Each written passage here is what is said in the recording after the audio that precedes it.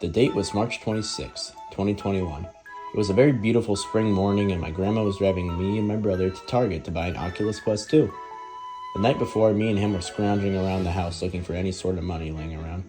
The reason why we had just suddenly wanted a VR headset was because we just wanted to play FNAF Help Wanted, which is a very good game, by the way. We had emptied both of our safes for all the money we had, and yet we were still only $50 away from having enough.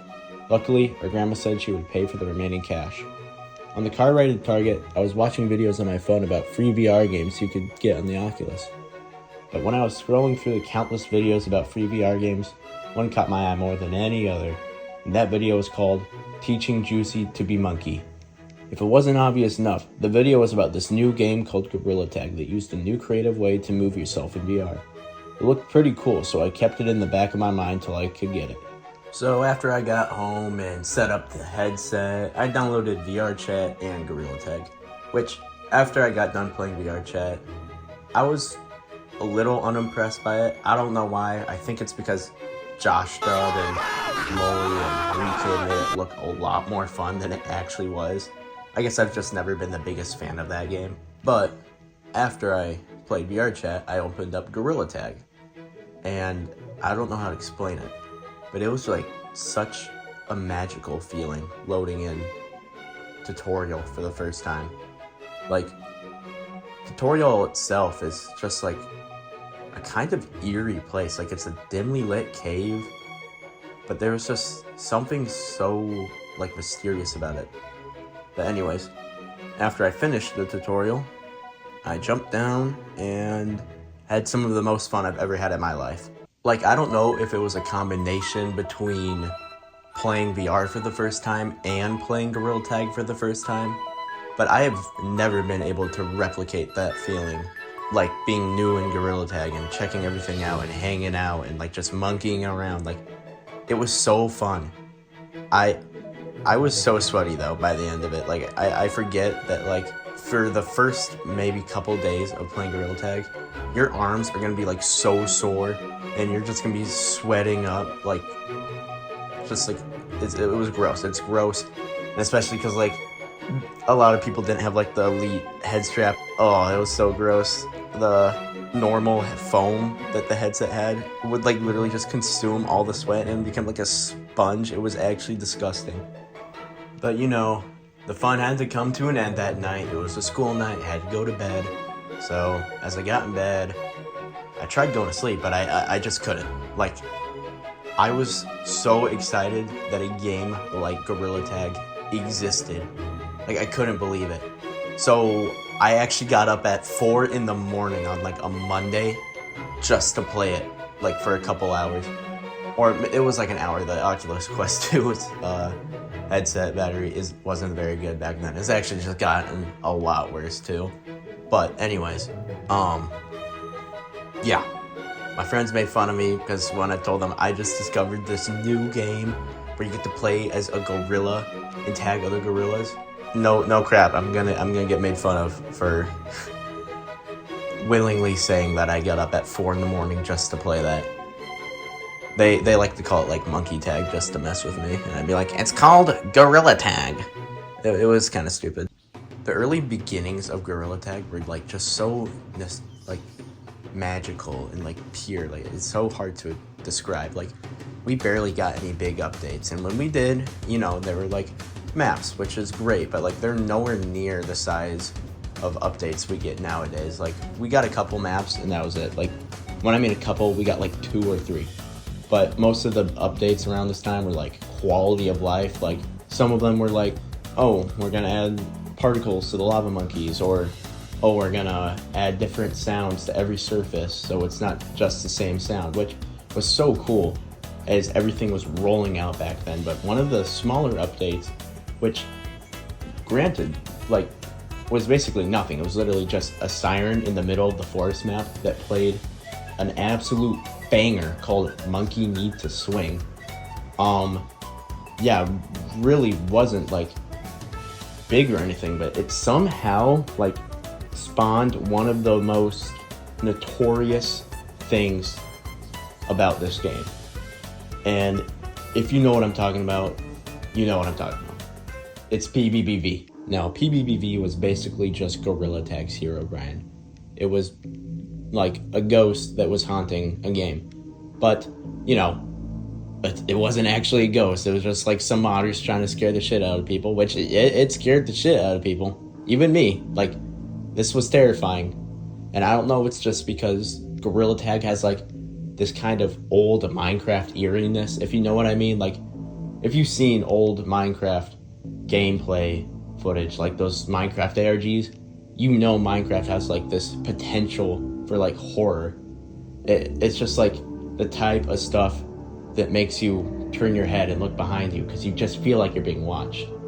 But PBBV came from this ARG around the time, and it's kind of weird because PBBV wasn't an actual monkey in the ARG, it was the siren itself. I'm not going to try to explain the ARG because it's kind of confusing, and I'm pretty sure the creator kind of like abandoned it.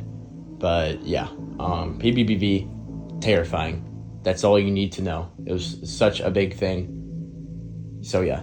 Also, another little fun fact about PBBV, it inspired like updates way later in the game's lifespan, like the Ghost Reactor update, Lucy, during the Halloween updates. I don't think any of that would be here without PBBV. So yeah, PBBV actually like influenced a lot about like the content in Gorilla Tag now. But anyways, some other updates we're going to be talking about around this time that just came out. What am I even saying? I'm going to get to the point. The maps that came out around this time. Okay, so the first map that came out after Forest was Caves, and shortly after Caves release, the Mines was added to it.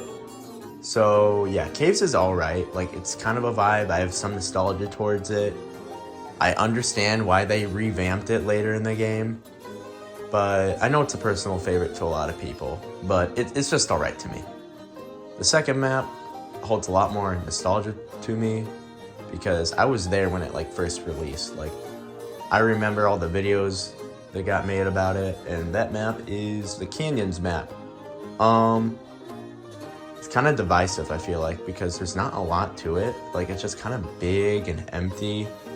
But I remember when it like released, and like I remember playing it a bunch, and like there's actually this one YouTube video. I can't find it anymore, but I want to see if anybody else can find it. It was when the Canyons map first released, and somebody managed to like find the creator of the game himself, Lemming, playing in the map, and he was like asking him all those questions. It was like a little interview basically, but like it's basically just some guy and Lemming talking while playing the game for like 30 minutes straight. I can't find the video, but I hope somebody else can. But yeah, I have a lot of memories with this map. I actually used to have an old YouTube channel called like Conky Koopa or something, and I only had like 2 videos. One was like the last to be tagged or something like that, like try not to get tagged challenge. And the second one was just me playing on this map. And I don't have that channel anymore because I think I deleted it. I don't remember exactly why, but I remember back in the day, like 5 years ago now, when you were recording with the Oculus, it wouldn't include your voice in it for some reason. It was really stupid, and that's probably why I stopped, because I really just didn't have any motivation to record gameplay if you couldn't hear my voice. But yeah. Another little funny story around this time when this map first released. It doesn't even take place in Canyons. It takes place in Forest and Treehouse. Me and the whole entire lobby were just sitting in the Treehouse in Forest, and like we weren't even playing tag. Like we were just sitting down and just like talking about our childhoods, like about like Angry Birds and stuff. And I don't even know why we were doing this, because I was 14 at the time. I'm pretty sure I had some time to enjoy my childhood. Okay, so the third map we're going to be talking about is probably one of the most important maps in the game. And when this map came out, it's probably in the top 3 updates of all time, just like just for how it shaped the game. And that map is the city map. It's one of my personal favorites. I have a lot of memories with it. But anyways, when this map was added, it basically just like added clothing and like hats and stuff for you to wear, and it just allowed you to customize your gorilla more and make it more personal, which I really liked. And this map, when this map was added, it wasn't like the first time hats were added in the game. There was actually a little room in the stump called Hat Room. It was just a little room that like had a little mirror in it, had like maybe 10 or so hats and like a pair of sunglasses. And you could only get those like items if you bought like a $20 supporter thing on Steam. So not a lot of people had it, but when City Map was added, it kind of like changed everything, because they added like a currency called Shiny Rocks. You got like 100 of those a day. I remember this was like the first time they ever did something like making it available in a beta first, because it was such a new and big update that they had to like test things out. So Lemming made a beta for it, and I actually remember like watching YouTube tutorials on how to get into that beta, and I have like a lot of good memories with this like update when it first came out. But I'm not gonna lie, although this update is like really revolutionary for Gorilla Tag, it kind of caused like a little bit of a downfall in it. Like later on in the game's lifespan, it's not so much anymore. Like they found a good balance between updates.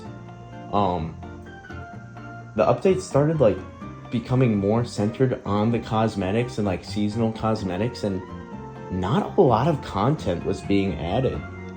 Like it actually caused like a player drop for like a lack of content in the game, because I'm not saying Lemming got like greedy or anything, because I know he had personal issues around that time, so we couldn't really work on a lot of content. But just like City being added caused more of a lack of content later in the game's life cycle. And I also like, I know it's probably just nostalgia talking, but I kind of miss before cosmetics were added, like the city map. Like I don't mind the supporter pack, but like the most you could do to personalize your gorilla was just like your color code, and it was just so simple. This might just be a me thing, because I don't know why. I'm kind of crazy when it comes to this, but I just like sometimes I can't figure out what to wear in Gorilla Tag. Like I like freak out because like, oh my gosh, this looks bad, or like it's weird. I don't even know what I'm talking about it, but that's why sometimes I just take a long break, because I'm like, I have no idea what to wear. Like cosmetics and Gorilla Tag are like way too personal to me for some reason, and it stresses me out. But anyways, yeah, that's a city update. Alrighty, next are the Halloween update. Grammatically that did not make sense. Okay, next is the Halloween update. And I also hold a lot of nostalgia towards this update, because I remember playing the heck out of it, because I really wanted this one pumpkin cosmetic, and since you only get like 100 shiny rocks a day, I had to play consistently for like 20 days straight just to get it, because everything else was too expensive. But you know, it kind of worked out in the end, because I got it, and that's basically kind of like my main cosmetic I wear. The Halloween update, it added like nighttime to the game for like the first time ever, and it was really cool. It was like, oh, it's a different time. Yeah, it's literally just like a different, how would you say, like time of day? But is it really day if it's night? Anyways, they added like really cool cosmetics that are like still iconic to today, like the werewolf, the clown, the vampire, and not so much the vampire, nobody really cares about that. But yeah, like just these cosmetics are still iconic to this day, and they like even added like a free paper bag one that said Boo on it, and that was like really cool. So yeah, there's the Halloween update. Okay, so next I'm going to combine the Thanksgiving and Christmas updates into like one category, because regrettably, I really did not play a lot around this time. I think I was just getting burnt out on playing VR literally every single day, and one of my controllers broke, so can't really play Gorilla Tag with one controller. I mean, now you can, there's like an option for that, but like back then, one of your controllers was broke, like your hand would be like shooting out to the back of you, and it would just be really hard and annoying. So I only played the Thanksgiving update like once, and yeah, it's alright, it's got a cozy vibe, leaves are falling, added like the turkey leg, some more iconic cosmetics, but I don't know, it's kind of forgettable. But next is the Christmas update, which I did play a little bit more of because I got a new controller. It had like this really cozy vibe because the map was like really dark, but the Christmas lights were like really bright, and it was just just like good time singing about it. It's like so cozy. Like anytime I think about it, I think of that one Paul McCartney Christmas song, like the "Simply Having a Wonderful Christmas Time." Like it just gives off that kind of vibe. But added some more iconic cosmetics. I mean, this is probably the last time like we're ever gonna get like iconic cosmetics, because like it goes Halloween, Thanksgiving, Christmas. These are the OG seasonal cosmetics. Nothing can ever really top them, probably because of nostalgia. But also like the cosmetics back then, I know it's because like different people are working on the cosmetics now, but like back then they actually fit with the game. Like the game had a blockier style, and the cosmetics were more simplistic and blocky, and it just like it looks visually more coherent. But anyways, yeah, this Christmas update was really good. It brought in a bunch of new players. Like this was the year that every little Timmy asked for a VR headset, and it was because of mainly one person, Jmancurly. Did you honestly think I wouldn't talk about Jmancurly in this video? Jmancurly was actually a pretty small channel that uploaded home videos / vlogs kind of stuff. Like it was clearly more of like a passion project than anything. But one day, Jmancurly uploaded a video called like Gorilla Tag Tips and Tricks, and it started a snowball effect. Every single video Jmancurly made that was Gorilla Tag related gained more and more views, causing more and more people to become aware of the game. So eventually, every little Timmy was like, "Oh shoot, this game looks fun. I want a VR headset for Christmas." And that's why 99% of the player base now is like fetuses, just roaming around. But anyway, I have a lot of nostalgia towards Jmancurly, and I actually respect him a lot. Like I wouldn't like call him a sellout or anything, because like his production value has just gotten like more and more like high quality, but also like it has the same vibe of his older videos. Like his editing is really good too. He's made some music. I don't know if it's good or not. I don't really think it's for me. I know a lot of people find his videos cringe and unfunny, but he like genuinely puts a ton of effort into his videos, and they're still really well made. Like I started watching this guy when I got the game, and I think it was like his very first Gorilla Tag video. One of my personal favorites was when the Canyons map came out, and he hosted a fan lobby with this kid called Cracker, who was basically just another like kind of Reekid variant type of person. But like I remember when J-Man was playing in his like living room, and some bird flew into his window or something, and like he just kept it as a pet for like a year. I think its name was like Num Num, and like his best video was probably the one where he assembles the fucking Avengers of Gorilla Tag, which like was basically every major content creator ever at the time. You know, like the legends, like Maxo and like those people. What if I told you 90% of the people in this video don't even post anymore? Yeah, I know, it's freaking depressing. Okay, one more thing about him. His 3-part video series about PvPv is seriously one of my favorite things ever posted to YouTube. Like, why is this like fucking video about a Gorilla Tag creepypasta so high quality? Like, it's actually feels like I'm watching a Netflix documentary. What if a Netflix documentary was good? I think that's all I really gotta say about him, but J-Man, if you're watching this, I really love your content, and your older videos really mean a lot to me. So yeah,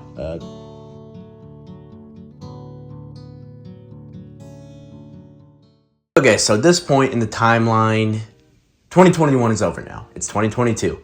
Everybody and their mother is playing Gorilla Tag. It's not seen like as cringe yet. It's still a very popular game that everyone is playing. So what's the next step? TikTok. Okay, well, it wasn't just TikTok, but it was mainly it.